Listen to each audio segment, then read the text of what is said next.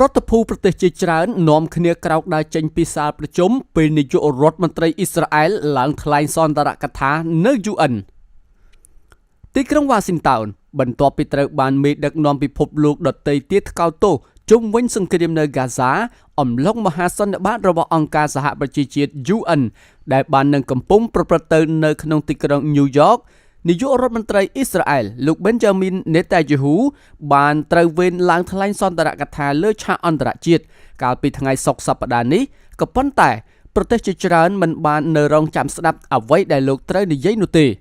នេះបើតាមការចេញផ្សាយដោយទីភ្នាក់ងារសារព័ត៌មាន Reuters នៅថ្ងៃសៅរ៍ទី27ខែកញ្ញាឆ្នាំ2025ក្រុមអ្នកតំណាងមកពីរាប់សិបប្រទេសបាននាំគ្នាក្រោកដើរចេញពីកន្លែងអង្គុយស្របពេលដែលលោក Netanyahu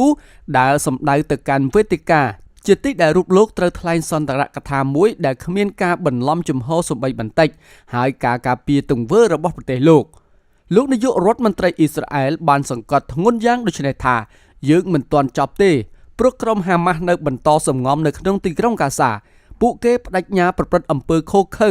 ដោយកាលពីថ្ងៃទី7ខែតុលាឆ្នាំ2023ម្ដងហើយម្ដងទៀតបើទោះបីជាកងកម្លាំងពួកគេថយចុះដល់កម្រិតណាក៏ដោយដូច្នេះហើយទើបអ៊ីស្រាអែលចាំបាច់ត្រូវតែសម្រេចឲ្យដល់ទីបំផុតនៅបេសកកម្មរបស់ខ្លួនហើយវាជាមូលហេតុដែលយើងចង់សម្រេចគោលដៅឲ្យបានឆាប់តាមតែអាចធ្វើទៅបានគូបញ្ជាក់ផងដែរថាមុនពេលចាក់ចេញពីទីក្រុង Tel Aviv ប្រទេសអ៊ីស្រាអែលលោក Netanyahu ក៏បានបដិញ្ញាផងដែរថានឹងប្រកាន់ជំហរយ៉ាងរឹងមាំប្រឆាំងនឹងប្រទេសទាំងឡាយណាដែលបានប្រកាសជាផ្លូវការនៅការគាំទ្រទទួលស្គាល់ពួកគេចំពោះរដ្ឋប៉ាឡេស្ទីនឯករាជ្យក្នុងអំឡុងមហាសន្និបាត UN លោក Netanyahu ត្រូវបានតុលាការព្រហ្មទណ្ឌអន្តរជាតិ ICC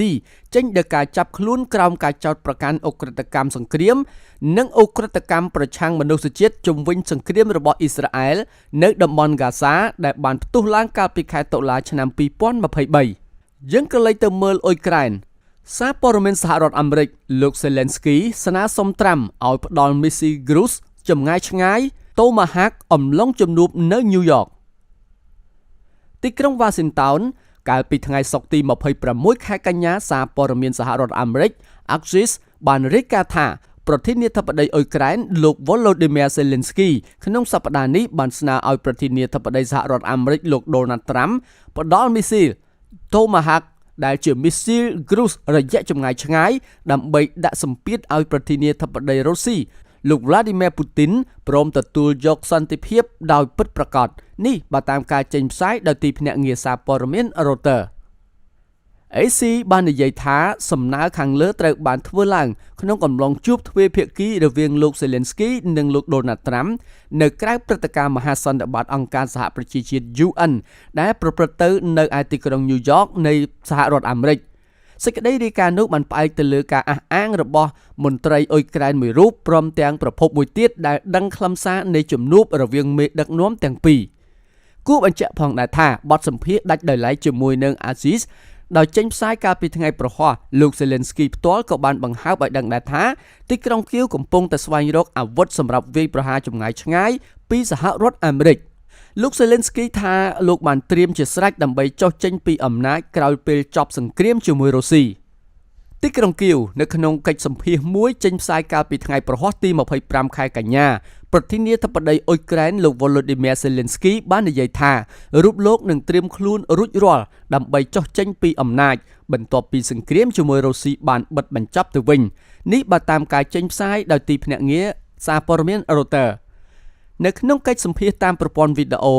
ជាមួយនឹង website ព័ត៌មានអាមេរិក Axios លោកប្រធានាធិបតីសហរដ្ឋអាមេរិកបាននិយាយយ៉ាងដូចនេះថាប្រសិនបើយើងបិទបញ្ចប់សង្គ្រាមជាមួយនឹងរុស្ស៊ីពិតណាស់ខ្ញុំនឹងត្រៀមជាស្រេចនឹងមិនបន្តឈរឈ្មោះបោះឆ្នោតឡើយព្រោះវាមិនមែនជាគោលដៅរបស់ខ្ញុំទៀតនោះទេខ្ញុំចង់នៅជាមួយប្រទេសខ្ញុំជួយប្រទេសខ្ញុំក្នុងគ្រាដ៏សែនលំបាកមួយគោលដៅរបស់ខ្ញុំគឺបញ្ចប់សង្គ្រាមឲ្យបានលោក Zelensky បានបន្តថាលោកនឹងស្នើឲ្យសភាអ៊ុយក្រែនរៀបចំការបោះឆ្នោតថ្មីបើមានបទឈប់បាញ់គូបញ្ជាក់ផងដែរថាការបោះឆ្នោតប្រធានាធិបតីអ៊ុយក្រែនអាណត្តិថ្មីដែលត្រូវធ្វើឡើងកាលពីក្នុងឆ្នាំ2024គឺត្រូវបានផ្អាកដោយសារតែច្បាប់អាញាសឹក ដែលត្រូវបានដាក់ចេញនៅអ៊ុយក្រែនបន្ទាប់ពីសង្គ្រាមឈ្លានពានរបស់រុស្ស៊ីបានផ្ទុះឡើងកាលពីខែកុម្ភៈឆ្នាំ2022 លោក Zelensky ដែលជាអតីតតារាកំ pl ម្នាក់បានជាប់ឆ្នោតកាលពីឆ្នាំ2019ដោយសារតែរឿងនេះរុស្ស៊ីបានចោទសួរដដែលអំពីភាពស្របច្បាប់នៃឋានៈជាមេដឹកនាំរបស់លោក Zelensky យ៉ាងណាមិញអំឡុងសង្គ្រាមរយៈពេលជាង3ឆ្នាំកន្លងមកនេះលោក Zelensky